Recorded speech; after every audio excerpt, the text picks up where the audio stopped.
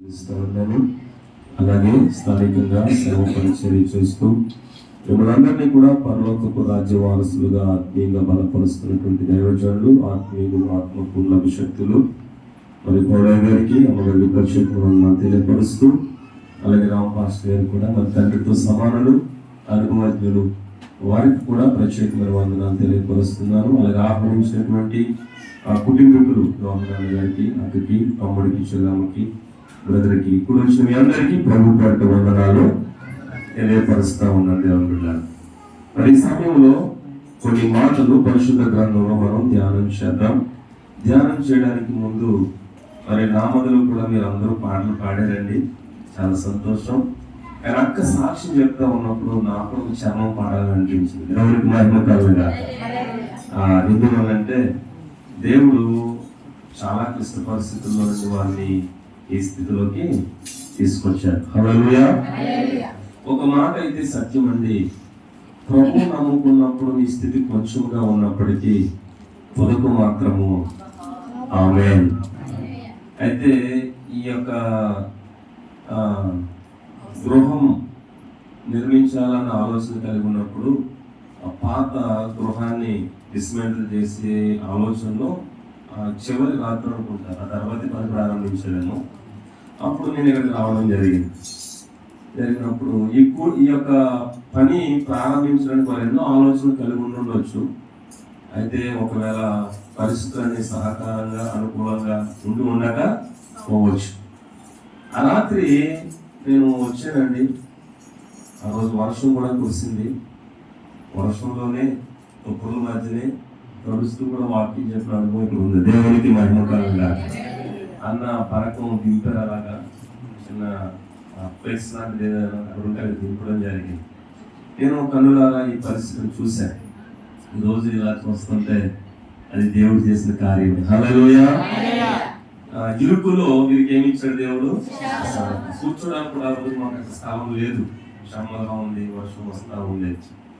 అయితే ఆ రోజు మధ్యలో ప్రభు పెట్టిన మాట ఏంటంటే, ఈ పని జరిగించడానికండి మీరు చాలా ఆలోచన కలిగి ఉన్నారు, కానీ సదుపాయాలు అన్ని కూడా సక్రమంగా దొరకలేని పరిస్థితుల్లో, అంతరంగంలో ఒక కలవరం ఉన్న పరిస్థితుల్లో ప్రభు గిజ్జలతో చెప్పిన మాట ఆ రాత్రి ఇక్కడ చెప్పడం జరిగింది. అంతే కదండి.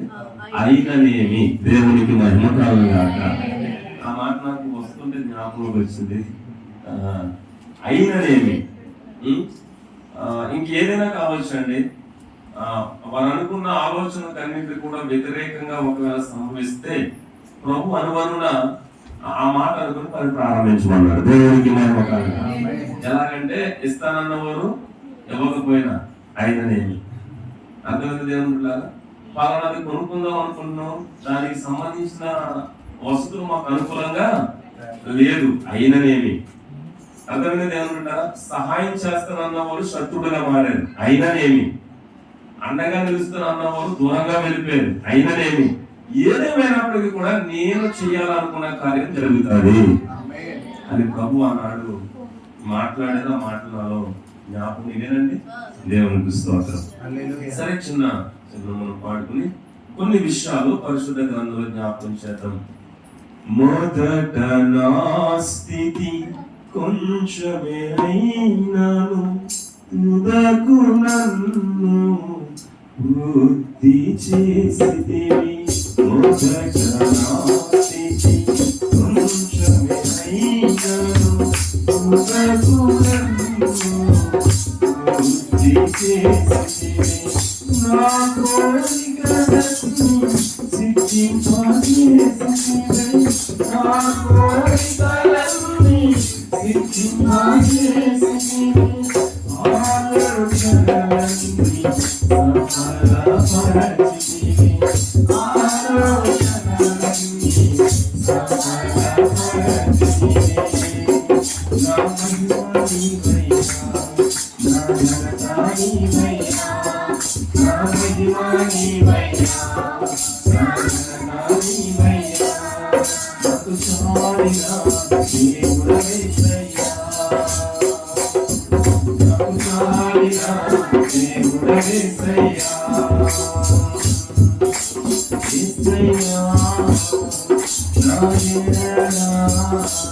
ఎన్నో గొప్ప కార్యములు చేసితివే యేసయ్యా నా ఎడల ఎన్నో గొప్ప కార్యములు చేసితివే ఆధారములేని ఆరణ్యములో ఆహారమిచ్చితివే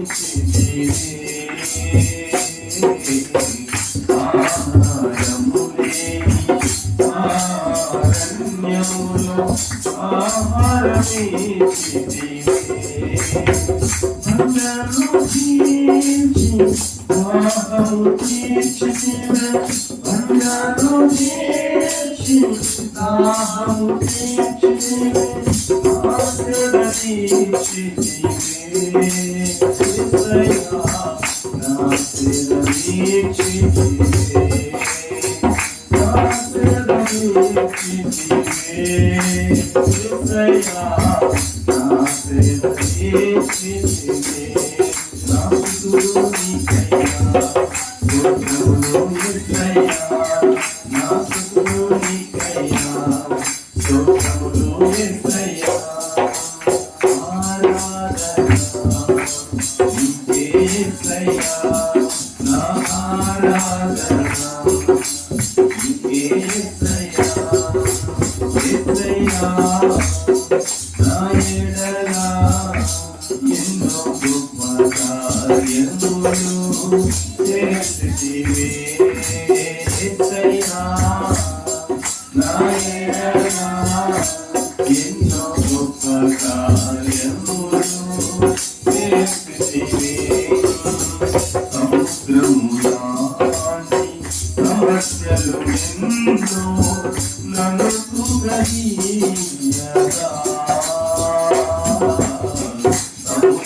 సముద్రములాంటి సమస్యలు ఎన్నో నన్ను తుగనీయగా ప్రకరణించి నన్ను పలుకరించితివే ప్రకరణించి నన్ను పలుకరించితివే ధైర్యపరచితివే యేసయ్యా నన్ను ధైర్యపరచితివే ధైర్యపరచితివే యేసయ్యా నన్ను ధైర్యపరచితివే నా రూపు నీవయ్యా నా రథము నీవయ్యా నా రౌతు నీవయ్యా నా రథము నీవయ్యా రథసారథి నీవే యేసయ్యా రథసారథి నీవే యేసయ్యా యేసయ్యా నా ఎడల ఎన్నో గొప్ప కార్యములు చేసితివే యేసయ్యా నా ఎడల ఎన్నో గొప్ప కార్యములు చేసితివే ఎన్నో గొప్ప కార్యములు చేసితివే హల్లెలూయా హల్లెలూయా దేవునికి మహిమ కలుగును గాక. కొన్ని ప్రాముఖ్యమైన విషయాలను ఈ దినాన మనం జ్ఞాపకం చేసుకుందాం. ఈ యొక్క నూతన గృహ యొక్క ప్రతిష్ఠిత సందర్భంగా దేవుని లేఖనము ఏ రీతిగా అయితే మనకు యొక్క గృహము నిమిత్తము రాయవచ్చాడు దేవుడు, ఆ దేవుని యొక్క దేవోక్తిని మనము జ్ఞాపకం చేసుకుందాం. మరి తండ్రి గారు ఆత్మీయులు ప్రారంభం ఈ గృహంలో అడుగు పెట్టడానికి ముందుగా పరిశుద్ధ గ్రంథములో నుండి ఒక కీర్తనను చదివించడం మనం చూసాం. దావీదు కీర్తనలు 24వ కీర్తనలో ఒక మాటను మనం అక్కడ చూస్తా ఉన్నాం. దేవుని బిడ్డలారా, పునాది వేసింది ఎవరు అక్కడ రాయబడింది. హల్లెలూయా. పునాది వేసింది ఎవరంటే మరి ఆయన అని రాయడం జరిగింది. దేవునికి మహిమ కలుగును గాక. ఆయన సముద్రముల మీద పునాది వేసను అని ఉంది. చాలండి. చదవబడినటువంటి వచనం పరిశుద్ధ గ్రంథములో ఈ గృహము నిమిత్తమై మరి దైవజనులు చదివించినటువంటి మాట ఏమిటంటే, పునాది వేసింది ఒకరున్నారు. హల్లెలూయా. పునాది ఎందుకు వేస్తాము అనేటువంటి విషయాలను కొన్ని మాటలు లేఖనాల్లో మనం ధ్యానం చేద్దాం.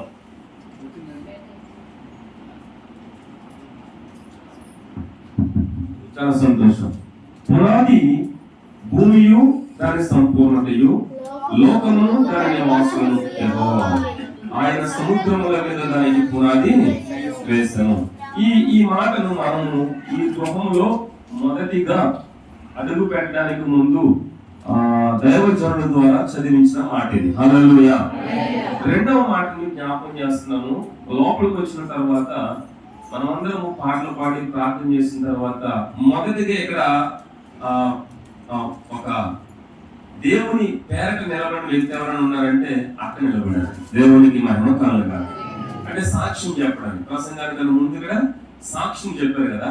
సాక్ష్యంలో నుంచి రెండో మాట వచ్చింది. ఏంటో తెలుసా? ఆది యందు దేవుడు భూమి ఆకాశములను. నేను చెప్పే వర్తమానం ఈ రెండు వచనాల మీదే ఉంటాను. దేవునికి మహిమ కలుగుగాక. కొంచెం వివరంగా మనం జ్ఞాపకం చేసుకుందాం. కూడి వచ్చిన ప్రతి ఒక్కరూ కూడా ఈ రోజు ఈ యొక్క వాక్య సందేశంలో ఉన్న సారాంశాన్ని మనం గ్రహించినట్లయితే మనం ఏ గృహానికి సంబంధించిన వారమో మనకు అర్థమవుతుంది. దేవునికి మహిమ కలుగుగాక. మొదటిగా మనం ఆలోచన చేసినప్పుడు గృహం అనేది ఎందుకు, ఒక ఇల్లు ఎందుకు కట్టుకుంటారు, ఒక గృహాన్ని ఎందుకు నిర్మించుకుంటారు అని ఒకవేళ మనం అర్థం చేసుకోవడానికి ప్రయత్నం చేస్తే నివసించడానికి, కలిసి ఉండడానికి, అంతేనా కదండి?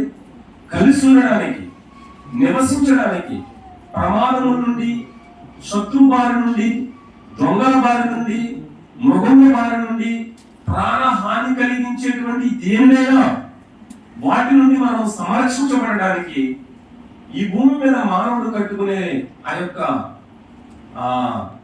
ఆ యొక్క స్థలంలో నిర్మించేటువంటి ఆ నిర్మాణానికి పేరేం పెట్టుకున్నామంటే గృహము. హల్లెలూయా. చాలా మంది రోడ్ల మీద తిరుగుతా ఉన్నప్పుడు ఎలా నీకు ఇల్లు వాకలా అంటా ఉంటామో చెప్పండి. ఎటువంటి అంటాం? గాలికి తిరిగేటువంటి వారిని, ఆధారం లేనటువంటి వారిని. అర్థమైనది ఏమంటారా? ఇంత ఎండ వస్తుంది, ఎంత వాన వస్తుంది, ఆ పరిస్థితులు బాగలేదు కదా, అందరూ ఎవరైనా వాళ్ళు అంటే నువ్వేంటో ఇల్లు వాకలేనులాగా వచ్చేసినా చెప్పాలి, అలా తిరుగుతున్నావు అంటా ఉంటారు చెప్పాలి. అంటే ఒక విషయం జ్ఞాపకం చేసుకోండి. మొదటిగా గృహం దేనికి సాదృశ్యంగా ఉందంటే కలిసి నివసించడానికి సాదృశ్యంగా ఉంది. హల్లెలూయా. ఒక ఇల్లు దేనికి సాదృశ్యంగా ఉందంటే ఐక్యతకు సాదృశ్యంగా ఉంది. ఇంట్లో ఒక్కడే ఉండడు, అవునా కదా? భార్య, భర్త, పిల్లలు కలిసి నివసించే ఆ యొక్క చోటునే గృహము అని వాక్యం చెప్తా ఉంది. హల్లెలూయా. రెండవదిగా మనం ఆలోచన చేస్తే ఏమంటున్నారా, గృహం దేనికి సాదృశ్యంగా ఉందంటే బయట జరుగుతున్న ప్రమాదాల నుండి మనల్ని కాపాడడానికి వెంటనే పరిగెత్తుకుని వచ్చేది ఎక్కడ చెప్పండి? చెప్పాలి. భారతపురంలో మీరు ఉన్నారు, భయంకరంగా వర్షం కురుస్తా ఉంది. అర్థమైనది ఏమంటున్నారా? ఆ వర్షం నుండి తప్పించబడడానికి మీరు కొంచెం ఎక్కడైనా షెల్టర్ లో తలదాచుకోవడానికి వెళ్తా ఉంటారు, కానీ మీ మనసు ఏమనుకుంటుంది చెప్పాలి? త్వరగా ఎక్కడికి వెళ్ళిపోవాలి? ఈ వర్షం ఇంకా పెరగక మునిపే, అర్థమైందా? ఈ ఎండ తీవ్రత ఇంకా పెరగక మునిపే చెప్పండి. ఏమనుకుంటా ఒక్కరు ఎక్కడ ఏమైనా అలజడులు జరుగుతూ ఉంటే ఎలాగైనా త్వరగా నేను ఎక్కడికి వెళ్ళిపోవాలి అంటే ఒక గృహం మనకి ఏం మెసేజ్ ఇస్తుందో తెలుసా? ప్రమాదం నుండి నేను తప్పించడానికి ఉన్నాను. హల్లెలూయా. ఒకటి, ఐక్యతకు గుర్తుగా ఎవరు కనబడుతున్నారు? గృహం. నివసించడానికి యోగ్యమైనదిగా. చెట్టు కింద ఉంటుంది గృహం అంటారా? చెప్పాలి. రోడ్డు పక్కన కూర్చుంటే గృహం అంటారా? చెప్పాలి. రెండవదిగా ప్రమాదం నుంచి తప్పిస్తుంది. మూడవదిగా మనం ఆలోచన చేస్తే దేవుని బిడ్డలారా, ఈ గృహము మనకి ఏం నేర్పిస్తుంది అని మనం ఆలోచన చేస్తే ఆ గృహంలో విశ్రాంతి దొరుకుతుంది. హల్లెలూయా. ఆలోచన చేయండి. ఎక్కడికో మీరు ప్రయాణం వెళ్ళారు, బస్సులు ఎక్కుతున్నారు, ట్రైన్ ఎక్కుతున్నారు, ఫ్లైట్ ఎక్కుతున్నారు, కానీ మీరు అన్నీ మాట్లాడే తెలుసా? ఎప్పుడు ఇంట్లో పడిపోతానా చెప్పాలి. ఏం తీసుకుంటాను చెప్పాలి? తింటాం, మనం ప్లాట్ఫామ్ మీద టిఫిన్ చేసేస్తాం, 12 అవగానే హోటల్కి వెళ్ళి భోజనం చేస్తాం, చెప్పాలి. 3 అవగానే ఛాయ్ దగ్గరికి బడ్డీ దగ్గర టీ తాగుతాం. ఇంట్లో ఏదైతే చేస్తామో అన్ని బయట చేసేస్తాం, కానీ మన నోట్లో వచ్చి మాట ఏంటంటే ఎప్పుడు ఇంటికి వెళ్ళి పడిపోతానా ఏం తీసుకుంటాను? ఈ 3 విషయాలే మీకు ఈరోజు చెప్తాను. దేవునికి మహిమ కలుగుగాక. అంటే నువ్వు ఎన్ని లక్షలు ఖర్చు పెట్టినా, ఎంత డబ్బు ఖర్చు పెట్టినా, బయట ఎంతమంది నీకు మంచి మంచి ఫుడ్ పెట్టినా, నీ మధురు అనుకునే మాట ఏం తెలుసా? మీరే కాదని నేను కూడా వచ్చాను. దేవునికి మహిమ కలుగుగాక. ఎప్పుడు ప్రార్థన అయిపోతుంది, ఇంటికి వెళ్ళి పడిపోయి ఏం చేసుకుంటాను? కొంచెం విశ్రాంతి. నాకు ఇక్కడ లోటేమీ లేదు. మా చెల్లి బాగానే నాగని నాటుకొని కోసి పెట్టింది. దేవునికి మహిమ కలుగుగాక. ఇంటి దగ్గర కన్నా ఎక్కువ రుచికరమైన పదార్థాలు ఇక్కడ దొరుకుతున్నాయి. కానీ నా మది కోరుకున్నది ఏంటంటే ఎప్పుడు ఇంటికి వెళ్ళి ఏం చేయాలా? విశ్రాంతి. ఎంత బాగా ఎవరు చూసుకున్నా మన సొంత ఇంటిలో ఉన్న విశ్రాంతి ఎక్కడ? నిజమా అబద్ధమా చెప్పండి? మా బ్రదర్ కృప బ్రదర్ గారికి వాళ్ళ మామగారు అత్తగారు ఎంత బాగా చూసుకున్నా ఆయన మొదలంటది ఇంటికి వెళ్ళిపోతాం. దేవునికి మహిమ కలుగుగాక. ఏ ఇబ్బంది లేకుండా చూసుకున్నా మా చెల్లెమ్మ అంటారు బ్రదర్ ఇంటికి వెళ్ళిపోయి ప్రశాంతంగా. ఎవరికి మా ఇంట్లో ప్రశాంతత లేదని అంటారు చెల్లెమ్మ. అది కాదు కానీ ఎవరి గృహము నిజమా కదా చెప్పండి?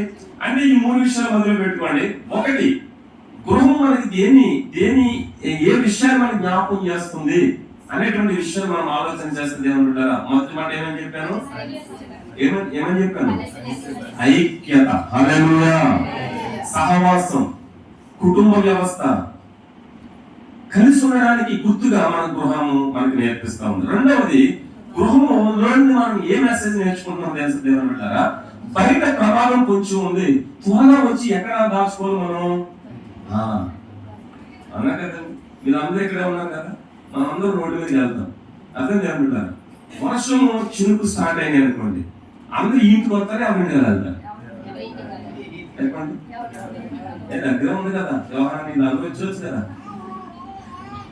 అంటే తడిచిపోతాం. అది పెరగక మునిపే ఎవరింటికి వాడు? సో ప్రమాదము నుండి తప్పించడానికి ఏది? మూడో మాట ఏమని చెప్పాను? చెప్పాలి. ఎంతసేపు ఎక్కడ ఉన్నా మన ఇంట్లోకి వెళ్ళి ఆ పంచం పడుకుంటే చాలండి. అది ఎవరి ఇల్లు? నిద్ర పడుతుంది అంటూ ఉంటారు కదా. మీరు 50,000 రూపాయలు పరుపు వేసి నాకు నేను పడుకోమని చెప్పిన నా ఇంటి దగ్గర తప్ప ఇంకే ఇంటి దగ్గర కుంగు పట్టుకున్నా ఉన్నారు లేదు చెప్పండి అమ్మ. అదేంటి అక్క, రాకరాకు వచ్చావు కదా అక్క, నీకు ఏసీ పెట్టానక్క, నీ కోసం అన్ని రెడీ చేయించినాక పెద్దక్క ఒక 3 రోజులు ఉండాక అట్టుంటే చెల్లె నువ్వు ఎంత బాగా చూసినా కానీ నా పంచం మీద పడుకుంటేనే నిద్ర పడుతుంది, లేకపోతే నా ఇంటికి అరుగు మీద పడుకుంటే నాకు అంటే ఎవరింటి దగ్గర వరకు ఏముంది? ఈ విషయం మీకు బాగా అర్థమైతే ఇప్పుడు ప్రారంభపు గృహం నుంచి మనం వద్దాం. దేవుడికి మహిమ కలుగుగాక. దేవుని యొక్క వాక్యం ఏ రీతిగా తెలియపరుస్తుందంటే, తరతరములకు మా నివాస స్థలము నీవే.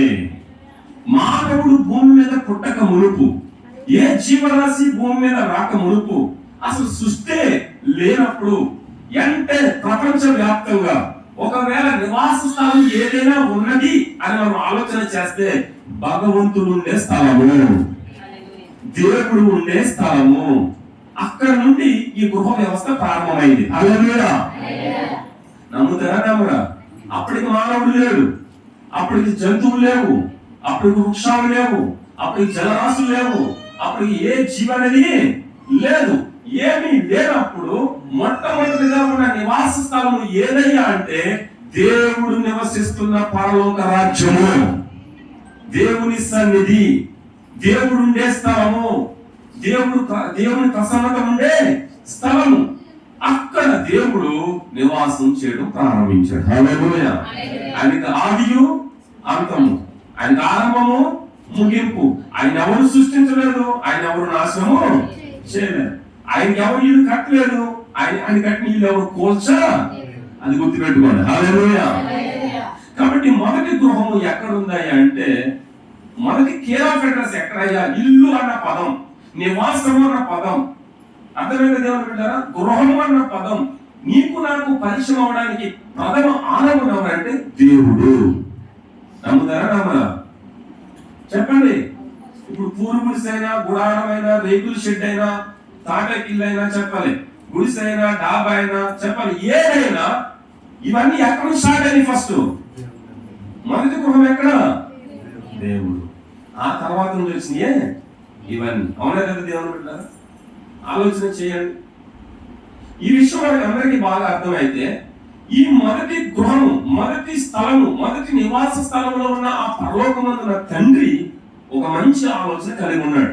ఏమో తెలుసు దేవుని బిడ్డలారా, నేను నివసిస్తున్న ఆ స్థలంలో, నేను నివసిస్తున్నటువంటి ఈ గృహంలో, నేను నివసిస్తున్నటువంటి ఈ పరలోక రాజ్యంలో దేవుని బిడ్డలారా, నన్ను గణపరిచేటువంటి, నా మనసు కలిగినటువంటి, నా పోలికలో ఉండేటువంటి నాకంటూ ఒక కుటుంబం కావాలి. అదేనా అర్థం కాదు. ఇప్పుడు యజమానుడు ఇల్లు ఎందుకు కట్టుకుంటాడంటే తాను ఒక్కడే బాగడానికి కాదు, చెప్పాలి. తనకు పుట్టిన పిల్లలు కూడా ఇంట్లో ఉండాలి. మేమందరం కలిసి ఏం చేయాలి? సహవాసం చేయాలి. ఈ విషయాన్ని చాలా జాగ్రత్తగా గమనిస్తే మొట్టమొదటి గృహములో, మొట్టమొదటి నివాస స్థలంలో ఆ భగవంతుడు, ఆ దేవుడు, ఆ పరమాత్ముడు ఉన్న కోరిక అంటే తెలుసా? నా నివాస స్థలములో, నేనుంటున్న గృహములో, నేనుంటున్న స్థలంలో నా పోలికలో ఉండే పిల్లలు ఉండాలి. వారందరితో ఈ స్థలము నింపబడాలి. నా పిల్లలు నేను కలిసి ఈ గృహంలో సహవాసము చేయాలి. అలా చేయాలి అని అంటే దేవుని బిడ్డలారా, నాకంటూ నా పిల్లలు బ్రతకడానికి ఒక గృహం అనేది కావాలి. హల్లెలూయా. మొట్టమొదటిగా తన నివాస స్థలములో తన పిల్లలు యుగయుగాలు తరతరాలు ఉండడానికి ఆశ కలిగిన దేవుడు తన పోలికలో ఒక బిడ్డను చూడడానికి దేవుడు ప్రారంభించిన గృహ వ్యవస్థే మొదటిగా వేశాడు పునాది భూమికి. హల్లెలూయా. ఇప్పుడు గమనించినట్లయితే చాలా జాగ్రత్తగా ఈ విషయాన్ని మనం చూద్దాం. ఎందుకు తన పోలికలో, తన స్వారూప్యములో పిల్లలు కావాలని కోరుకున్నాడంటే దేవుని వాక్యం చెబుతున్న సత్యం మీరు అందరూ జాగ్రత్తగా గమనించాలి.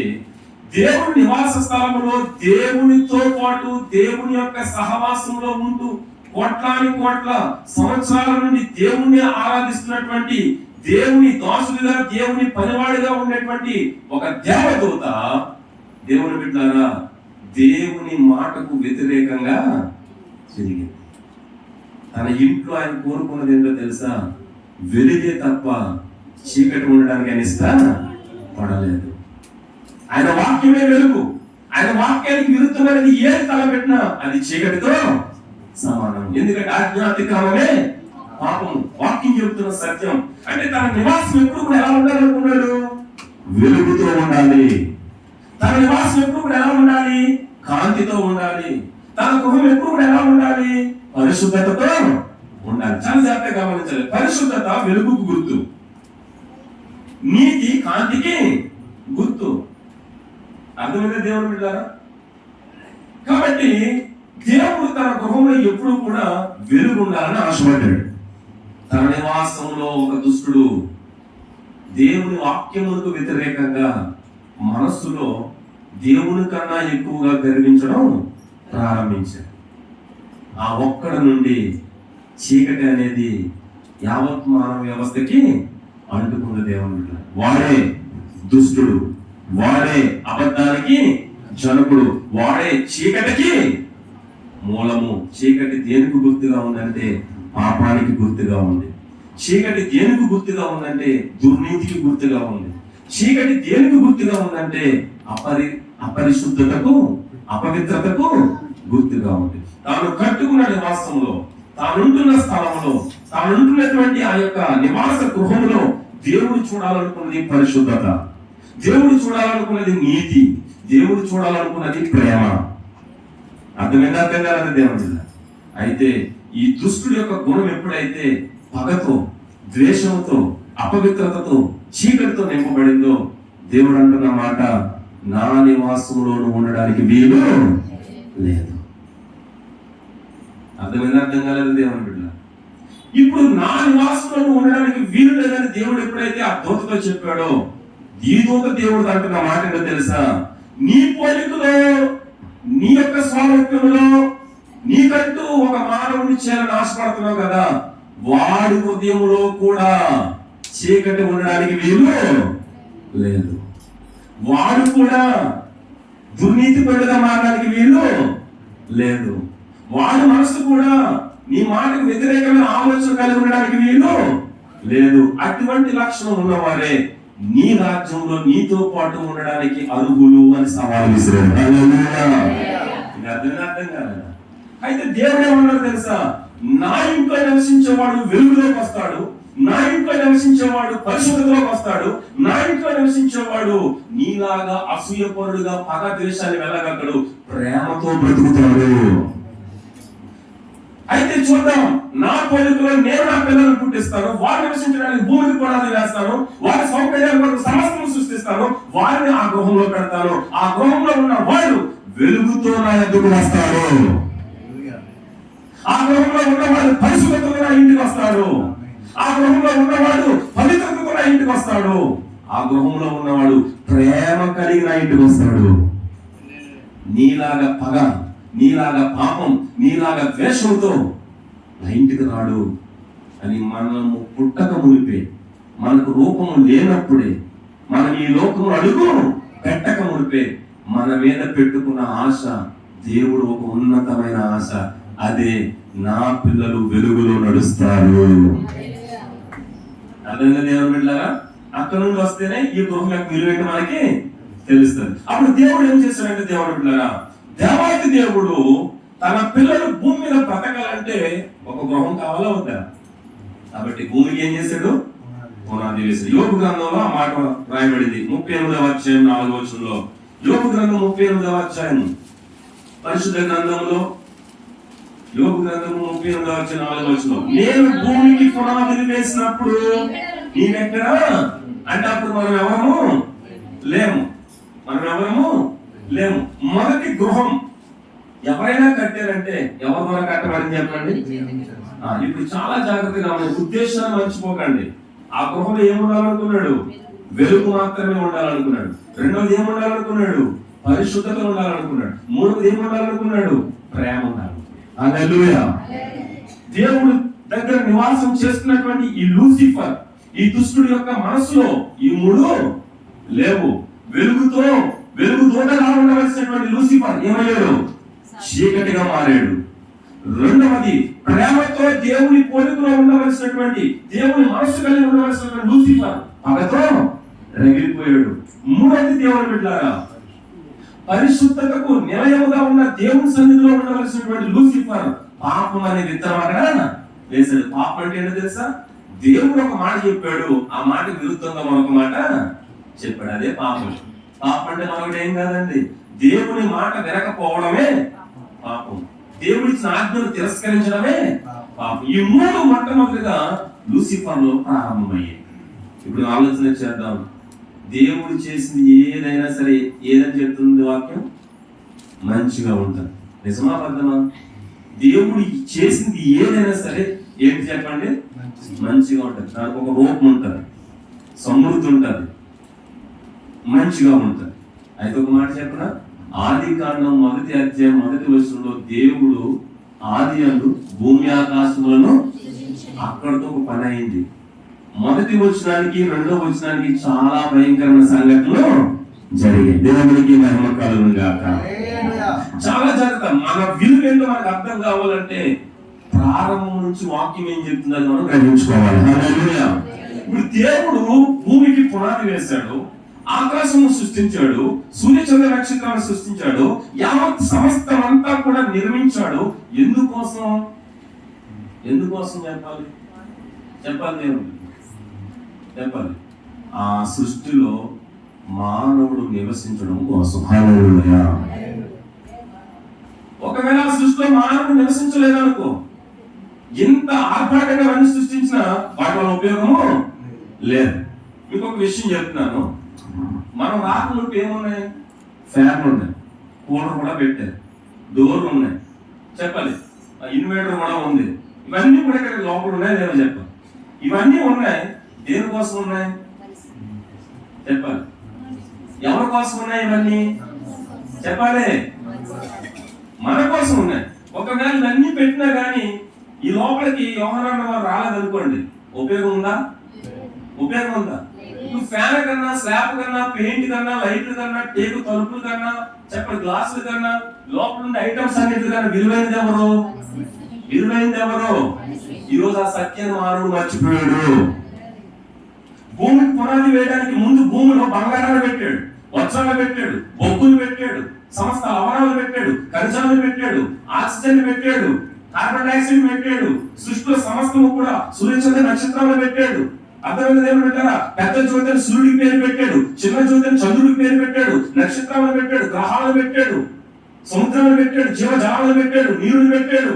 సమస్తము సృష్టించిన తర్వాత 6వ రోజున నిన్ను నన్ను పెట్టాడు. దేవుడికి నమ్మకంగా ఎందుకు ఇవన్నీ పెడతారు తెలుసా? ఇవేమి లేకుండా అలా ఓపెన్గా ఉంటే మనిషి నివసించడానికి ఇది ఇల్లాను. అవునా కదా దేవుడు? ఇవన్నీ ఉంటాయి. ఎందుకంటే మనము సుఖంగా బ్రతకాలంటే ఇవన్నీ కావాలి. ఈ జ్ఞానం ఎక్కడి నుంచి వచ్చిందంటే భగవంతుడు మొదటగా కట్టిన ఇంట్లో ఇవన్నీ పెట్టాడు. హల్లెలూయా.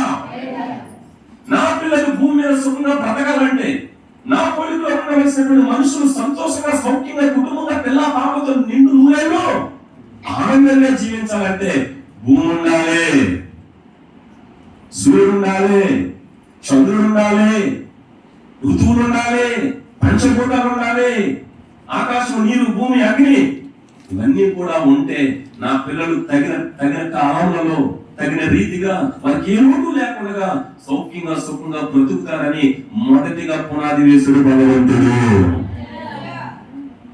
అదంతా కూడా మంచిగా తెల్లగా సెట్ చేశాడు. సెట్ చేసిన తర్వాత జరిగిన విషయం ఏంటో తెలుసు దేవుడు? పరలోకంలో దేవుడు మాటకు విరుద్ధంగా తిరగబడ్డాడు. ఎవడు? ఎవడైతే దేవుని మాటకు విరుద్ధంగా తిరగబడ్డాడో వాడు దేవుని గృహంలో ఉండడానికి అర్హత లేదు. అప్పుడు దేవుడు ఏం చేశాడో తెలుసా? ప్రకటన గ్రంథం 12వ అధ్యాయం. ప్రకటన గ్రంథం 12వ అధ్యాయం. ప్రకటన గ్రంథము 12వ అధ్యాయం 7వ వచనం మనం చూస్తే, అంతటా పరలోకమందు యుద్ధము, మొదటి ఇంట్లో యుద్ధం జరిగింది. కారణం ఏంటి? ఆయన చీకటికి చోటిచ్చే దేవుడు కాదు, వెలుగు మాత్రమే చోటిచ్చే దేవుడు. ఈరోజు ఆ సత్యం మనం జ్ఞాపకం చేసుకోవాలి. ఎన్ని సంవత్సరాల నుంచి ఉంటున్నా, ఎంత గొప్ప బిరుదులు పొందుకున్నా, ఎంత గొప్ప కోటీశ్వరుడైనా, ఆయన చెంత మన నివాసం చెయ్యాలంటే చీకటితో ఉండడానికి లేదు. చీకటి అనగా పాపం, చీకటి అనగా స్వార్థం, చీకటి అనగా పగ, చీకటి అనగా ద్వేషం, చీకటి అనగా అపవిత్రత, చీకటి అనగా ఈ లోకంలో మన కంటికి కనిపించే ప్రతి నిర్జీవమైన క్రియలు.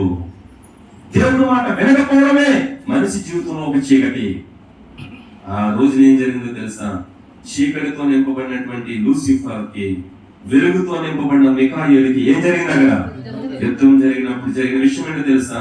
ఆ ఘట సర్పమును దాని దూతను యుద్ధం చేసి కానీ గెలవలేక, కనుక పరలోకమైన ఇంటిలో, పరలోకమైన గృహంలో, పరలోకమైన నివాస స్థలంలో వారికి ఇక స్థలము లేకపోయింది. మరి ఎక్కడుంది? ఎక్కడుంది? ఎక్కడుంది? దేవుడు తన పిల్లల కోసం చక్కగా రూపుదిద్ది పెట్టాడు ఆల్రెడీ. ఎక్కడ? అక్కడ వచ్చి పడ్డాడు. ఎవడు? చూడండి దేవుని బిడ్డలారా, సర్వలోకమును మోసపుచ్చుచు అపవాది అనియు సాతాను పేరుగా ఆది సర్పమైన మహాగణ సర్పము పడద్రోయ, అది భూమి మీద పడద్రోయ. అది ఇప్పుడు అర్థం 2వ వచనంలో. హల్లెలూయా. గమనించాలి దేవుని బిడ్డలారా, దేవుడు తన పిల్లల కొరకు చక్కగా యోగ్యంగా తయారు చేసినటువంటి ఈ భూమి మీద మరలా వచ్చి పడ్డాడు. ఎవరు పడ్డాడు? దుష్టుడు వచ్చి పడగానే ఆకారముగా ఉన్న ఈ భూమికి నిరాకారం వచ్చింది. వెలుగుతో నింపబడిన ఈ సృష్టికి చీకటి కమ్మింది. అయ్యో, నా పిల్లల కోసం నిర్మించిన ఈ గృహంలోకి నువ్వు వచ్చి పడి నాశనం చేసావని మరలా దేవుని ఆత్మ అల్లాడినాక, దేవునికి దేవుని ఆత్మ అల్లాడడంతో మరలా దేవుడిని పంపించాడు. హల్లెలూయా. ఎప్పుడైతే చీకటితో, నిరాకారముతో, అగాధముతో అల్లాడిపోతున్న తన పిల్లలు నివసించడానికి యోగ్యమైన సృష్టి పాడైపోవడం దేవుడు చూశాడు. మరలా తన వాక్ని తన ఆత్మను పంపించి వెలుగుగా చేశాడు. చీకటిని దూరం చేశాడు, వెలుగుగా చేశాడు. మరలా తన పిల్లలు భూమి మీద బ్రతకడానికి యోగ్యమైన గృహముగా సృష్టిని నూతన సృష్టిగా మార్చాడు. దేవునికి మహిమ కలుగును గాక. ఇప్పుడు తన పిల్లలు బ్రతకడానికి యోగ్యమైన సృష్టి రెడీ అయ్యి రాలేదా? అప్పుడు నిన్ను నన్ను ఎంత ప్రయాసపడ్డాడండి. ఇప్పుడు మొదటి గృహం అర్థమైందా? అర్థం కాలేదా? మొదటి గృహం ఏంటి? మొదటి గృహం ఏంటి? ఓకే, అక్కడ ఉన్నటువంటి తన యొక్క స్థితి, తన యొక్క పరిశుద్ధత, తన యొక్క నీతి, తన యొక్క మహిమ ఎక్కడ చూపించాలనుకున్నాడు దేవుడు? భూమి మీద. హల్లెలూయా. అందుకే దేవుడు కట్టిన రెండో గృహం ఏం చెప్పాలా? భూమి. అయితే ఆ భూమిలోకి ఎవడు ఎంటర్ అయ్యాడు? భూమి మీద దేవుని మహిమను చూపించాలనుకున్న ఆ దేవుడు కట్టిన గృహమును వాడు దేంతో నింపాడు? చీకటితో నింపి. చాలా జాగ్రత్తగా గమనించి త్వరగా వెళ్తున్నాను. చీకటితో నింపిన తర్వాత పాడైపోయిందని వదిలేడా? చెడిపోయిందని వదిలేశాడా? చెప్పాలి. జీవము లేని, ప్రాణము లేని, ఆత్మ లేని సృష్టి పాడైపోయిందని వదిలిపెట్టకుండా బాగు చేసిన ఆ దేవుడు తన పోలికలో ఉన్న నీ జీవితం పాడైపోయిందని వదిలిపెట్టరు. నిన్ను మార్చడానికి, నీ స్థితిని బాగు చేయడానికి ఈ లోకంలో తన కుమారుని పంపించాడు. రెండవ గృహం మీకు చెప్తున్నాను. ఇప్పుడు సృష్టి సమస్తమును నిర్మించిన తర్వాత ఆకాశం అడుగుతుందంట, భూమి అడుగుతుందంట, సూర్యుడు అడుగుతున్నాడంట, చంద్రుడు అడుగుతున్నాడంట, జీవరాశులు అడుగుతున్నాయంట, సముద్రం అడుగుతుందంట. ఓ భగవంతుడా, ఆకుకూరలు అడుగుతున్నాయంట, కూర మొక్కలు అడుగుతున్నాయంట, చెట్లు అడుగుతున్నాయంట, వృక్షాలు అడుగుతున్నాయంట, ఫలాలు అడుగుతున్నాయంట, బంగారం అడుగుతున్నాయంట, వజ్రాలు అడుగుతున్నాయంట, అన్ని అడుగుతున్నాయంట. ఓ భగవంతుడా, మేము అందరం ఎవరి కోసమే ఉన్నాం. హల్లెలూయా. ఒక అద్భుతమైన మాట చెప్పడం మీకు అర్థం అవడం వరకు తొలుపు అడుగుతుందంట, ఫ్యాన్ అడుగుతుందంట, ఈ స్విచ్లు అడుగుతున్నాయంట, లోపల ఫ్రిడ్జ్ అయినా వస్తాయి కదా, ఇంకా పెట్టలేదక్క, ఆ మంచాలు అయినా వస్తాయి కదా. ఇవన్నిటికీ కనుక దేవుడు నోరిస్తే మేము అందరినీ ఎవరి కోసం ఉన్నామని అడుగుతుంటే అప్పుడు ఇవన్నీ అంటాయి యోహాను కోసం చెప్పాలి, జయమక్క కోసం, ఎబునేజర్ కోసం, వారికి ఒకే ఒక బంగారు అల్లుడు ఉన్నాడు, ఒక్కగారి కోసం దేవుడికి పంపుతాను. దాన్ని జీవనాన్ని కొట్టుకున్నాడు ఏంటంటే బాధపడుతున్నాడు. అర్థం. ఇప్పుడు వాళ్ళ కోసం మన కోసం ఇవన్నీ ఉన్నాయి. ఈ రోజుకి రండి, రేపు అక్క కుదరదు కదా, దేవుడికి పంపుతాను. అర్థమైందా? ఆలోచన చేద్దాం. అంటే ఇవన్నీ ఎవరి కోసం ఉన్నాయి?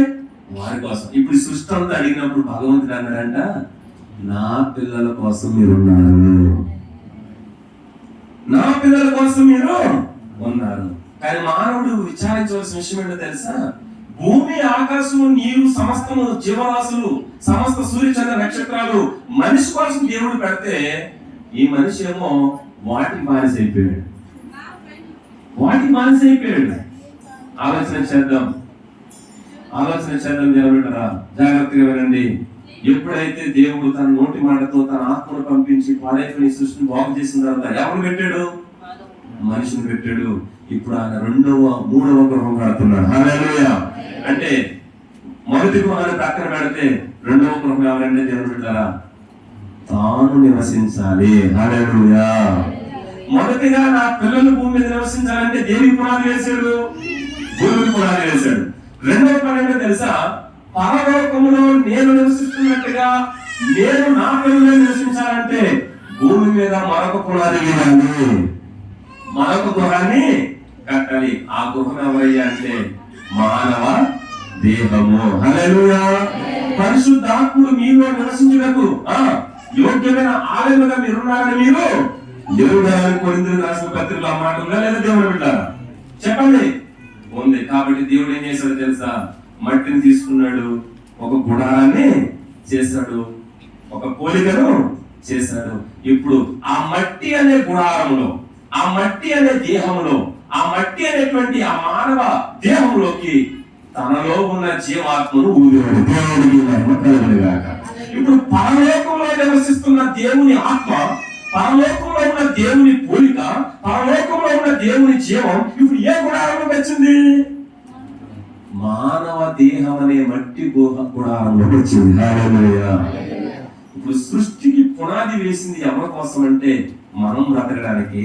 మనకు పునాది వేసి మనకి నిర్మాణం ఇచ్చి మనకి దేహాన్ని దేవుడు ఇచ్చింది ఎందుకోసమని అంటే దేవుడు మనలో నివసించడానికి. ఇప్పుడు దుష్టుడు మనలా రెండో పని వేశాడు. ఎవరి మీద తెలుసా? మొదటిగా తన పిల్లల భూమి మీద బ్రతకకుండా చేద్దామని సృష్టిని పాడు చేశాడు. దేవుడు ఊరుకున్నాడా? ఊరుకోలేదు. పాడైపోయిన సృష్టిని మళ్ళా తన ఆత్మను పంపించి, తన వాక్యాన్ని పంపించి పునర్నిర్మాణము చేసి ఎవరు పెట్టాడు భూమి మీద? మనిషిని పెడితే ఇప్పుడు సృష్టి జోలికి వెళ్ళలేదు. వాడు ఎవరి జోలికి వచ్చాడంటే దేవుడు నివసించకుండా చెయ్యాలంటే మనిషిని ఏం చేయాలా? పాడు చేయాలి. అర్థం కాదా? ఇప్పుడు మనిషి నివసించడానికి యోగ్యమైన సృష్టి నేను పాడు చేయను. ఆల్రెడీ ఇంకా దాని జోలికి నేను వెళ్ళను. ఇప్పుడు దేవుడు నివసించడానికి కట్టుకున్నాడు రెండో ఇల్లు. ఆ ఇల్లు ఏంటి? మానవుని దేహము, మానవుని హృదయము, మానవుని మనస్సు. ఇప్పుడు దానిని నేనేం చేయాలా? పాడు చేయాలి. ఎప్పుడైతే దేవుడు నివసించడానికి యోగ్యమైన ఇల్లును పాడు చేశానో, దేవుడు నివసించే చోటికి ఏ మానవుడు వెళ్ళడానికి వీలు లేదు. నాకు లేని ఆ రాజ్యం, నాకు లేని ఆ పరలోకం, నేను పొందుకోలేని ఆ భాగ్యాన్ని ఈ మనుషులకు కూడా దక్కకుండా ఉండాలంటే నేను ఎవరిని పాడు చేయాలి? మానవ హృదయాన్ని పాడు చేయాలి. హల్లెలూయా. అర్థమైనా అర్థం కాలేదా? ఇప్పుడు దేవుడు కట్టిన ఆ మానవ దేహం అనే గుడారంలోకి వీడు చొరబడ్డాడు. ఎవడు? కానీ వాక్యం చెప్తా ఉంది దేవుడు బిడ్డలారా, యేసే రావాలని ఇష్టపడుతున్నాడంట. కానీ ఎవరో కూడా దేవుడి మాట ఏమవట్లేదు, తలుపు తెరవట్లేదు. ప్రకటన గ్రంథం 3వ అధ్యాయం 20వ వచనాన్ని మనం చూసినప్పుడు, ఇదిగో నేను తలుపు వద్ద నిలుచుండి తట్టుచున్నాను, ఎవడైనా నా స్వరం విని తలుపు తీసిన యెడల నేను అతని వద్దకు వచ్చి అతనితో నేనును నాతో కూడా అతడును భోజనము. ఏమండి, ఈ తలుపు తెరవకపోతే మేము ఇక్కడికి వస్తామా? చెప్పాలి. మనం అందరం ఇక్కడికి వచ్చాం కదా, ఈ తలుపు కనుక ఓపెన్ అవ్వలేదు అనుకో, మనం ఈ లోపలికి వస్తామా? రానప్పుడు నివాసం చేయగలమా? ఒక మాట చెప్తున్నాను, భగవంతుడు కూడా ఈ గుడారానికి ఒక తలుపు పెట్టాడు. అదే హృదయం అనే తలుపు. హల్లెలూయా. అదే హృదయం అనే తలుపు. ఆ తలుపు తెరిచి దేవుడు మాటకు చోటివ్వాల్సిన మానవుడు మొదటిగా దుష్టుడి మాటకు చోటిచ్చాడు. ఇది చేయవద్దు, అది చూడొద్దు, అది తినవద్దు. నా పిల్లలాగా మీ గృహంలో, మీ హృదయంలో నేను ఉండాలి తప్ప, నా మాట ఉండాలి తప్ప వేరొక మాట ఉండడానికి వీళ్ళు లేదు అన్నప్పుడు దేవుడి మాటను ప్రక్కన పెట్టారు, దుష్టుడి మాటకు వారి హృదయాన్ని తెరిచారు. ఎప్పుడైతే మానవుడి హృదయము దేవుడి మాటకు విలువివ్వకుండా సైతాను దుష్టుడు మాటకి చోటిచ్చారో, మానవుడి హృదయంలోకి చెడు ఎంటర్ అయింది. ఏమంటారు దేవుడు బిడ్డారా? చెడు ఎంటర్ అయింది. చెడు ఎంటర్ అవడాన్ని బట్టి దేవుడు ఆ మనిషి హృదయాన్ని చూసంటే చాలా తలడిల్లిపోయాడు. కారణం ఏంటో తెలుసా? పరలోక రాజ్యంలో తన మాటను అంగీకరించకుండా ఉన్న లూసిఫర్ను తన రాజ్యంలో ఉండడానికి ఇష్టపడ్డా? వాడుంటే ఆయన ఉండలేడు. అని ఎవరు పడ చూసాడు? మరి పాపం ఉన్న చోట దేవుడు లేడు, చెడు ఉన్న చోట దేవుడు నివాసము. అరే, భూమి మీద నేను నివసించాలని, వారు నాలో ఉండాలని, నేను వారిలో ఉండాలని కట్టుకున్న ఇంట్లోకి ఏమొచ్చింది? ఇప్పుడు మానవ హృదయంలోకి ఏమొచ్చింది? చెడు వచ్చిందని ఎంత బాధపడ్డాడో చూడండి దేవుడు బిడ్డలారా. ఆదికాండము 6వ అధ్యాయము 5వ వచనంలో మనం చూస్తే, నరుల చెడుతనము భూమి మీద గొప్పదనియు వారి హృదయం యొక్క తలంపులలోని ఊహాంతయు ఎల్లప్పుడూ కేవలము చెడ్డదనియు యెహోవా చూచి తాను భూమి మీద నరులను చేసినందుకు యెహోవా సంతాపపడ్డాడండి. కట్టుకున్నాడు ఇల్లు ఎంతో కష్టపడి, అవునా కదా? ఎంతో ప్రయాసపడి కట్టుకున్నాడు. ఎవరుండాలని? ఆయన ఉండాలి. కానీ ఆయనకి చోటిచ్చారా? ఇప్పుడు యోహాను ఎంతో కష్టపడి కట్టుకున్నారు దేవుని బిడ్డలారా. ఇప్పుడు ఆయన నివసించడానికి యోగ్యంగా ఇల్లు లేదనుకో, ఉండగలరా? ఇప్పుడు ఏదైనా దుర్వాసన వస్తుంది అనుకో, ఏదైనా ఒక అసభ్యకరమైనటువంటి వస్తువులు ఉందనుకో, యోహాను ఉండగలరా? వారి ఫ్యామిలీ ఉండగలరా? మరి ఆలోచన చేయండి. మనిషి కట్టుకున్న ఇంట్లో మనిషి ఉంటాడు, దేవుడు కట్టుకున్న ఇంట్లో దేవుడు ఉంటాడు. భూమి మీద దేవుని చేత కట్టబడిన ఇల్లు ఏదైనా ఉందంటే అది ఒక్క మానవుడి దేహం మాత్రమే. అందుకని యెహోవా ఇల్లు కట్టించని ఏడ దాన్ని కట్టుకోవాలి ప్రయాస వ్యర్థము. ఆ ఇల్లు ఈ ఇల్లు కాదు, ఆ ఇల్లు నీవు నేను. దేవునికి మహిమ కలుగును గాక. ఆలోచన చేయి. ఇంటికి ఇచ్చిన విలువ, ఇంటికి ఇచ్చిన గొప్పతనం, ఇంటికి ఇచ్చిన ఘనత, ఒక మానవుడు నువ్వు ఎంత ప్రయాసపడ్డావు, ఎంత గౌరవిస్తున్నావో దీనికన్నా ఎక్కువగా ప్రయాసపడి నిన్ను కట్టాడు దేవుడు. ఇల్లు మనం కట్టకపోతే ఇంకొకరు కడతారు, ఇల్లు మనం కట్టకపోతే ఇంకొకరు కడతారు. దీనికి మించి ఇల్లు కట్టేవారు భూమి మీద చాలా మంది ఉన్నారు. కానీ నిన్ను కట్టే దమ్ము శక్తి ఉన్నవాడు ప్రపంచంలో దేవుడు ఒక్కడే మనిషిని కడతాడు. హల్లెలూయా. దేవుడు ఒక్కడే నీకు కట్టేవాడు, దేవుడు ఒక్కడే నీకు కాలేవాడు, దేవుడు ఒక్కడే నీకు ఆలయం నిర్మాణం చేస్తున్నాడు, దేవుడు ఒక్కడే నీకు జీవం ఇచ్చి నోటితో బ్రతికించిన వాడు. హల్లెలూయా. ఏ డాక్టర్ వల్ల జరిగే పని అయితే ఇంత విలువైన ఇంట్లో ఎవరు ఎంటర్ అయ్యారు? ఇప్పుడు మానవ హృదయం అనే ఇంటిని కూడా ఏం చేశాడు? పాడు చేశాడు. అర్థమైంది? అర్థం కాదు. ఇప్పుడు సృష్టి పాడైంది, తర్వాత రెండోది ఏం చెప్పాలి? మానవ హృదయం కూడా. ఇప్పుడు దేవుడు నివసించడానికి ప్లేస్ ఎక్కడ లేదు. మరలా ఏం చేశాడో తెలుసా? కొన్ని సంవత్సరాల తర్వాత ఆదాము అవ్వ నుంచి కోట్లాది ప్రజలు పుడుతూ ఈ లోక సంబంధమైన భవనాలు, ఈ లోక సంబంధమైన గుణాలు, ఈ లోక సంబంధమైన బాంధవ్యాలు పెంచుకుంటూ వెళ్తున్నారు తప్ప దేవుడు నివసించడానికి ఇల్లు కట్టేవాడు ఒక్కడు కూడా లేడు. ఆయన ఆత్మ అల్లాడిపోతా ఉంది, ఆయన వాక్యం అల్లాడిపోతా ఉంది. ఎలా మరలా నా పిల్లలతో నేను సహవాసం చేయాలని ఆశపడినప్పుడు మరలా దేవుడు కొన్ని సంవత్సరాల తర్వాత మోషే అనేటువంటి గొప్ప నాయకుడు నిలబెట్టుకుని మోషే గారితో దేవుడు అన్న మాటలు తెలుసా? నేను మీ మధ్యన నివసించినట్లు నాకు ఒక దేవాలయం కట్టన్నాడు. హల్లెలూయా. చూడండి, ఆ మాట కూడా మనం చూద్దాం. ఆ మాట కూడా మనం చూద్దాం.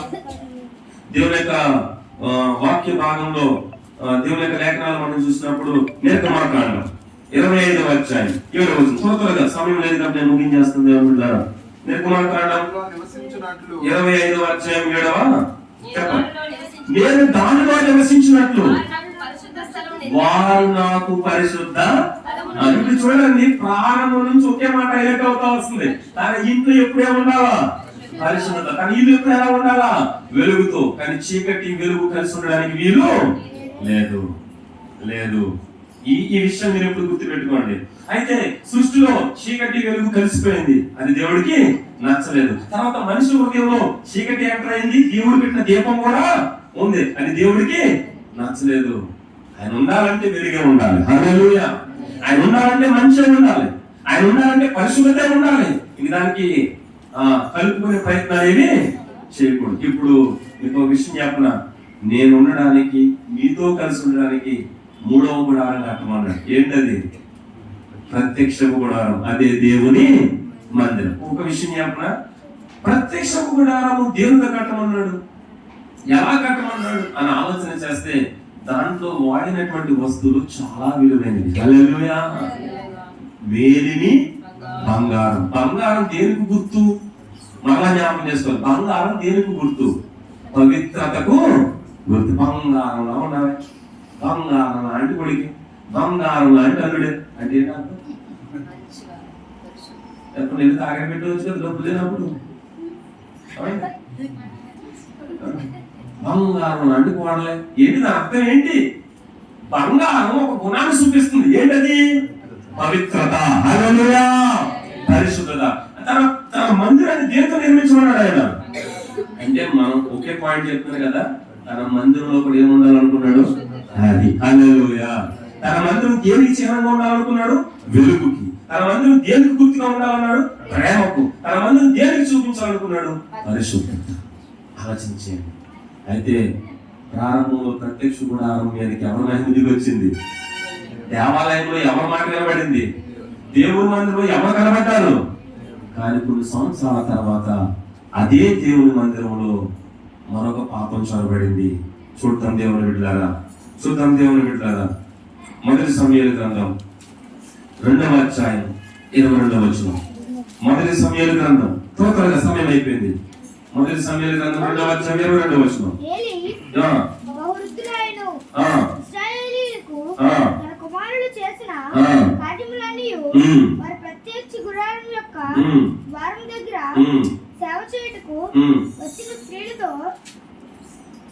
మొదటి సమూయేలు 2:22 అదే కదా. చదవమ్మా. జనులు చెడకాలిపులు నాకు వినబడినవి.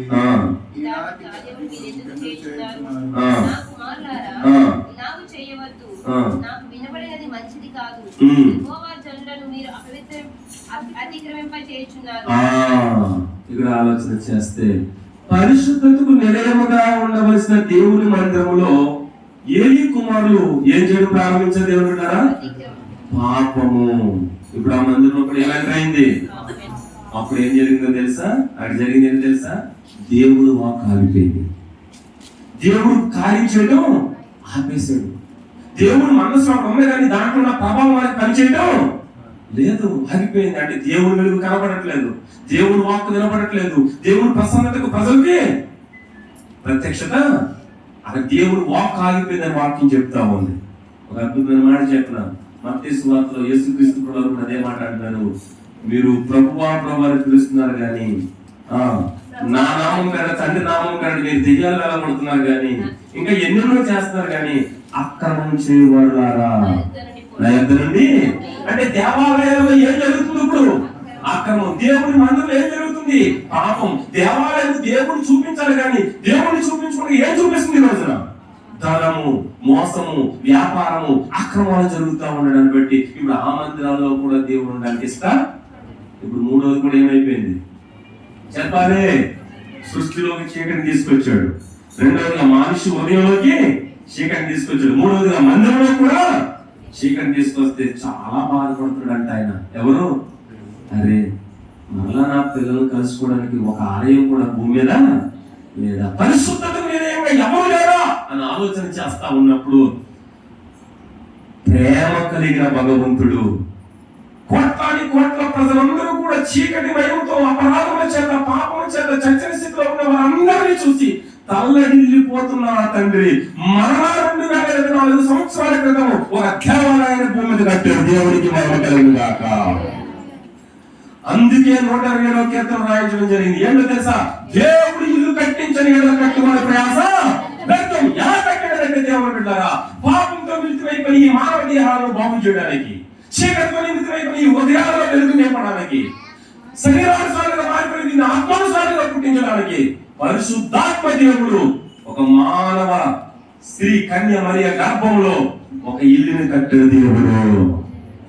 పరిశుద్ధాత్మ ప్రేరేపణ ద్వారా 9 నెలలు కట్టబడిన ఆ ఇల్లుతో ఉన్న దేహమే యేసుక్రీస్తు ప్రభువు వారు. హల్లెలూయా. అని భూమిని వచ్చాడు దేవుడు బిడ్డలారా. పాపమనే, చీకటనే, స్వార్థమనే, పాపమనే, ద్వేషమనే, కోపమనే, కక్షమనే మిళితమైపోయినటువంటి సృష్టి అనే కుటుంబంలోకి, చెడుతో నింపబడిన మానవ హృదయం అనే కుటుంబంలోకి, దేవుని బిడ్డలారా అక్రమంతో నింపబడిన దేవాలయం ఉన్న కుటుంబంలోకి 3 కుటుంబాలు 3 గృహాలు నివసిస్తున్న మధ్యన కట్టబడిన పరిశుద్ధతకు గుర్తుగా ఉన్న, వెలుగుకు గుర్తుగా ఉన్న ఆలయమే యేసుక్రీస్తు. ఒక అద్భుతమైన మాట మీకు చెప్పనా, ఆలయం భూమి మీద కట్టబడింది. హల్లెలూయా. 33 సంవత్సరాలు భూమి మీద బ్రతికింది. సృష్టిలో ఉన్న పాపం యేసులోకి రాలేదు. హల్లెలూయా. మనసులో ఉన్న పగ యేసులోకి రాలేదు. దేవాలయంలో ఉన్న అక్రమం యేసులోకి రాలేదు. సృష్టిలో ఏముంది? క్రమం తప్పింది. మనిషి హృదయంలో ఏముంది? పాపం పెరిగింది. దేవాలయంలో ఏం జరుగుతూ ఉంది? దేవుడికి చోటు లేదు, లోకానికి చోటు ఇచ్చింది. ఇప్పుడు యేసుక్రీస్తు ప్రభువు వారు 33.5 సంవత్సరాలు బ్రతికన్న మాట తెలుసా? నాలో పాపము ఏమైనా ఉన్నదని మీలో ఎవడైనా చెప్పగలగడం. దేవుడికి ఇదే కావాలి, ఇదే చూడాలనుకున్నాడు పరలోకమందున్న తండ్రి. ఇప్పుడు సాతాను గారి మోకాళ్ళు ఉడుకుతా ఉన్నాయి. ఎందుకు తెలుసా? పరలోక రాజ్యం అనే మొదటి నివాస స్థానంలోకి మానవుడు వెళ్ళాలంటే వెలుగుతోనే వెళ్ళాలి, పరిశుద్ధతతోనే వెళ్ళాలి, పాపం లేనివాడే వెళ్ళాలి. ఒక్కడు దొరికాడండి తండ్రికి. హల్లెలూయా. ఎవరంటే ఒక మాట నీకు చెప్పనా, ఒక మాట నీకు చెప్పండి అనుకుంటారా? ఎవరైనా ముందు ఎంటర్ అవ్వాలంటే ముందు ఎవరు అవ్వాలి? ఇప్పుడు మన అందరం ఉన్నాం కదా, తొలి ప్లేస్ ఉంది. మీరు అందరూ లోపలికి రావడానికి ముందు అవ్వాలి. ఏం చేశారు? ఒక పెద్ద ఆయన ఏం చేశారు? తండ్రి గారు ఏం చేశారు? రిబ్బను, ఒక్క రిబ్బను కట్ చేసారు లేదో చెప్పలేదు. ముందు ఎక్కడ చెప్పాలి? తరతరాలుగా చీకటి చేత, అపరాధముల చేత, పాపముల చేత చచ్చిన స్థితిలో ఉన్న యావత్ మానవ ప్రపంచం అంతా కూడా చీకట్లో కొట్టుమిట్లాడుతూ ఉంది. కానీ వెలుగులోకి రావడానికి ద్వారము తెరిచే నాదుడు ఎవరు లేరు. నీతిమంతులు లేదు, ఒక్కరు లేదు. అందరూ త్రోవదప్పి దేవుని గురించి వైపు పొందలేకపోవడాన్ని బట్టి భగవంతుడు తన ప్రియకుమారుడైన క్రీస్తుని భూమి మీద పంపించి పరలోక రాజ్యానికి ద్వారం తెరవడానికి ఒక గృహాన్ని కట్టాడు. తన స్వార్థం ఇచ్చి భూమి మీద స్థాపించాడు. తన రక్తాన్ని పోసి గృహాన్ని కట్టాడు. ఆ గృహము పేరే దేవుని మందిరము. ఆ గృహము పేరే సంఘము. ఆ సంఘము మందిరము రాళ్ళ చేత, ఇతరుల చేత కట్టబడుతున్నటువంటి ఈ మందిరాలు కాదు, ఆత్మ చేత వాక్యం ద్వారా కట్టబడుతున్న ఈ మందిరాలు. హల్లెలూయా. ఇప్పుడు దేవుడు నివసించాలనుకున్నాడు దేంట్లో తెలుసా? రాళ్ళ చేత, ఇటుకల చేత కట్టబడిన గృహాల్లో కాదు, ఆత్మ ద్వారా కట్టబడిన మన హృదయాలలో. హల్లెలూయా. ఆయన భూమి మీద కట్టబడ్డాడు. 33.5 సంవత్సరాలు పాపం లేనివాడిగా బ్రతికాడు, పరిశుద్ధతకు నిలయంగా ఉన్నాడు. రెండవది, పగతో రగిలిపోతున్న ఈ ప్రపంచాన్ని ప్రేమను చూపించే ప్రేమకు నిలయంగా ఉన్నాడు. శత్రువును సైతం, కొట్టిన వారిని సైతం, హింసించిన వారిని సైతం, రెచ్చిపోయి కాల్చుతున్న వారిని సైతం ప్రేమతో చిరునవ్వులోకి సంపాదించుకున్నాడు ఆయన. మూడవది చెప్పినది ఏమన్నా, ఒకటి వెలుగుకు గుర్తుగా ఉన్నాడు, రెండవది ప్రేమ గుర్తుకున్నాడు, మూడవది ఏం చెప్పాడు? ఎంత పాపం తన ముందు నాట్యం చేస్తున్నా ఏం చేశాడు తెలుసా? ఒక్కసారిగా ప్రపంచాన్ని శిఖరం మీద తీసుకెళ్ళాడంట. ప్రపంచంలో అందరి సౌఖ్యాల సుఖమంతా చూపించాడంట. చూపించే సుఖం ఏమన్నా తెలుసా? ఒక్కసారి నువ్వు నా పాలు ఒప్పితే ఇవన్నీ నీకు ఇచ్చేస్తానంటే అవే సుఖంలో అన్నారు, మంచి నాకు కావాలి తప్ప చెడు నాకు వద్దు, నేను దేవుడికే మొక్కుతాను తప్ప నేను దేనికి మొక్కనన్నాడు. ఆ పాపాన్ని కూడా ఇప్పుడు చెప్పండి, దేవుడు ఏ ఇల్లు అయితే నివాసం చేయాలనుకున్నాడు, దేవుడు ఏ గృహంలో అయితే ఉండాలని అనుకున్నాడో ఆ గృహం భూమి మీద కట్టబడలేదా? ఎవరైనా ఇప్పుడు ఆయన ద్వారా ఒక్కొక్క ఇంటిని కట్టడం ప్రారంభించాడు. దేవునికి ప్రయాసపడి భారం వేస్తున్న సమస్త జనులారో రండి, ఆ ప్రారంభ చేతులు పాపముల చేతులు దేవుని మాటకు వ్యతిరేకమై పాపంతో చీకటితో నింపబడిన మనిషి హృదయములారా, పరిశుద్ధతలోనికి, వెలుగులోనికి, జీవ మార్గానికి నడిపించడానికి ఈ లోకంలో నేను మీకు ఒక ద్వారంగా ఉన్నాను. అందుకని చెప్పిన మాట ఏం తెలుసు? నేనే మార్గము, నేనే సత్యము, నేనే జీవము, నా ద్వారమే తప్ప ఆ లోకమందు నా మొదటి ఇంటికి చేరలేరు ఎవడు. ఇప్పుడు ముగింపు మాట ఏంటో తెలుసా? భూమి మీద ఎన్ని ఇళ్ళైనా కట్టుకో, ఎన్ని మందిరాలైనా కట్టు, ఎంతమంది పిల్లలైనా కాను, కానీ తరతరములకు నివాస స్థలంగా ఉన్న భగవంతుడి దగ్గరికి ఒక మానవుడు వెళ్ళాలంటే పాపం లేకుండా పరిశుద్ధతకు నిలయముగా ఉన్న యేసు క్రీస్తు అనే ఇంటిలోనికి వస్తేనే ప్రతి మానవుడు భగవంతుని చూడగలుగుతాడు. ఆయన ద్వారానే రక్షణ, ఆయనలోనే జీవము, ఆయనలోనే పరిశుద్ధత, ఆయనలోనే ప్రేమ. ఆ ప్రేమ గల క్రీస్తును అంగీకరించినట్లయితే ఈ కొత్తపల్లి ప్రాంతంలో నీ పేరుని ఇల్లు లేకపోయినా పర్లేదు, కానీ పరలోక రాజ్యంలో నీకు ఒక ఇల్లు ఉంది. దేవునికి పంచభూతాలన్నీ మహావేదైపోతాయి. భూమి, ఆకాశం, సూర్యచంద్ర నక్షత్రాలు సమస్తం కూడా లయమైపోతాయి, కానీ లయం అవ్వలేదు ఒక ఇల్లు ఉంది. అదే యేసుక్రీస్తు ప్రభువు వారు పాపము నిమిత్తమే స్వర్గం ఇచ్చి సంపాదించిన సంఘం అనే ఇల్లు. ఆ యేసును అంగీకరించినట్లయితే నీకు ఒక శ్రేష్టమైన స్థలం ఉంది. అందుకని అన్నాడు, నేను వెళ్ళి మీ కొరకు స్థలములను సిద్ధపరచదు. కాబట్టి యోహాను గారు భౌతికమైన గృహప్రవేశ కూడిక ద్వారా మీ అందరికీ కూడా శాశ్వతమైన గృహప్రవేశ ఆహ్వానం ప్రకటించబడింది. ఇంకా ఎవరైనా రక్షణ లేకుండా ఇక్కడ ఉంటే, ఇల్లు లేదని బాధపడద్దు, లోన్ రాలేదని బాధపడద్దు, డోక్రాలో డబ్బులు ఇవ్వలేదని బాధపడద్దు. మీ అందరికి కూడా ఉచితంగా రక్షణ ఇవ్వబడింది. హల్లెలూయా! అయ్యో, ఇంత గొప్ప రక్షణ చేసిన తప్పించుకుంటాం. మిమ్మల్ని కని నన్ను ప్రేమించి మీ కొరకు ప్రాణం పెట్టిన యేసు మీ కొరకు స్థిరమైన నివాసం సిద్ధం చేశాడు. ఆయన యందు విశ్వాసం ఉంచి, హృదయం యందు విశ్వాసం ఉంచి, నోటితో ఒప్పుకొని యేసేన రక్షణను అంగీకరిస్తే మీకు పరలోక రాజ్యం అనే స్థిర నివాసం ఉంది. ఆ నివాస స్థలంలో మనందరము కూడా యుగాలు తరతరాలు భగవంతుడి చెంత సంతోషముగా ఉండుగాక. అట్టి కృప దేవుడు మనందరికీ దయచేయుగాక. ఆమేన్.